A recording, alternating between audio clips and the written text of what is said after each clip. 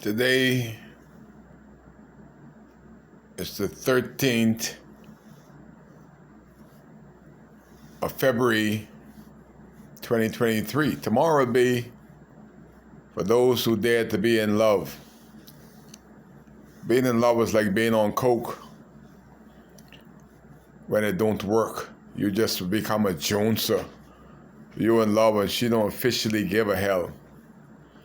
But it was an interesting day, the 13th. If it was Friday, I would have said, wow. But it ain't Friday. It's the 13th of February, the day before somebody told us to go and spend a bunch of money, buying a bunch of foolishness, and say it's love.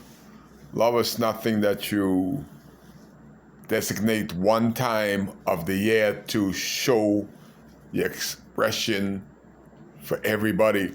That's a private thing. You do that year round. That's real love.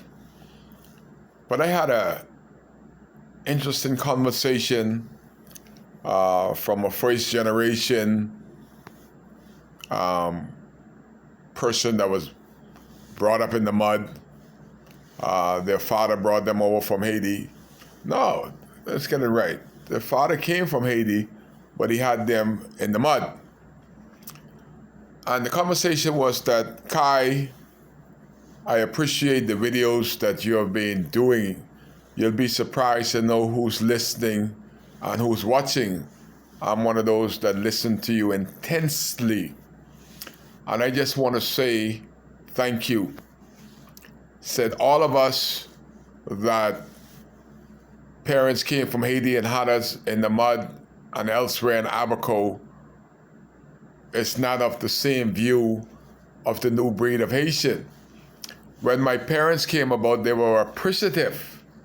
These new group of Haitian gave all decent people of Haitian background a bad name. She said, I am now a Bahamian and I have to go to national insurance. I got to get business license. I got to get health certificate. And all these things I have to do as a Bahamian business person. But it is so sad that the government of the Commonwealth of the Bahamas and all of its agencies that allow all these women, especially in the front of Roderick convenience shop, right next to Marcus food place, they have no autonomy. You go in the front of Baker's Bay in the morning, they're all spread out there. You go up there at G&L Ferry, that name keeps coming up, G&L Ferry. They're absolutely clueless. At G&L Ferry, you got a young man that's doing business there, but the owners of G&L allow a Haitian woman that don't have no license, no permit, to sell right next door to the Bahamian young man that has a license. And I watch them for my taxi. The Haitian will go there and they'll pass the Bahamian legitimate businessman because the owners of G&L Ferry are so clueless and lost and don't get it. They allow somebody off the street to compete with somebody that is paying them rent. What a bunch of idiots.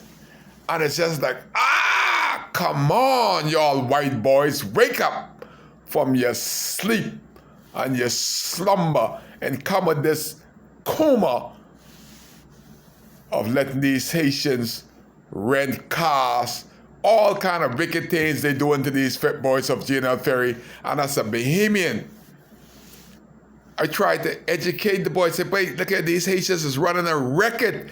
They running a cartel on G&L Ferry. Around them coming off the ferry.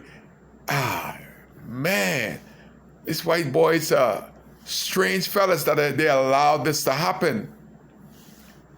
But the young woman said, Kai, thank you. I said, wow. Thank you for what you do. I am happy to this Minister of Immigration to now have some control. She said, you know what it is, Kai, for 200,000 more Haitians to come from Haiti and settle in Abaco? The life that I know, that I have set up for my kids and myself, is no more, because now we have to compete with another 200 more Haitians that are lawless. It's an example of them every morning on the streets of Mashaba selling out the back of their car, while the Bahamian authorities go to them with a hand out for them to continue their illegal struggle and disgrade all that we have worked for generation. One group of Haitians are disrespectful because the authority figure turned a blind eye.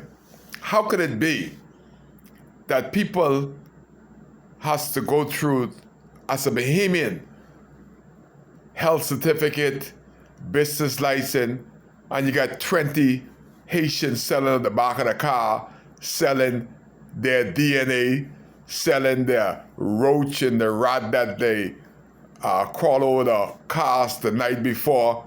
An unsuspected Bahamian go in there and eat from it.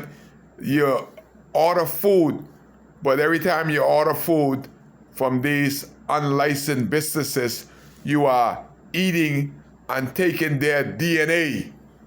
Whether it's a good DNA or bad DNA, every time you eat out the back of those cars, you're taking their DNA into your system, into your home, into your workplace. You see, the average would not understand that. But it's sad. But I was grateful to see that somebody that brought up in the mud could come and say, thank you, Kai, for doing what you do. Because if the government don't get a handle on this, me, as a first generation Haitian, will have to compete with another 200 that don't appreciate the country that now she calls home, because now she has as much rights to speak out and speak up as Kai do, because she has the same passport that I do. Why should the people that don't have no status break all the rules, and we that are legal citizen of the Commonwealth of the Bahamas has to follow the rules? It's only because the authority figures have dropped the baton. They need to pick up the baton and finish this Bahamian race, that the Bahamas is for Bahamians, period. To hell with this work permit slave labor. It's one of these Kai cares on the 13th day. Let you know that there's somebody else that feels the same way about this illegal situation, and they happen to be a first generation Abaconians. Kai cares. Happy Valentine to y'all that are about to get fooled again tomorrow.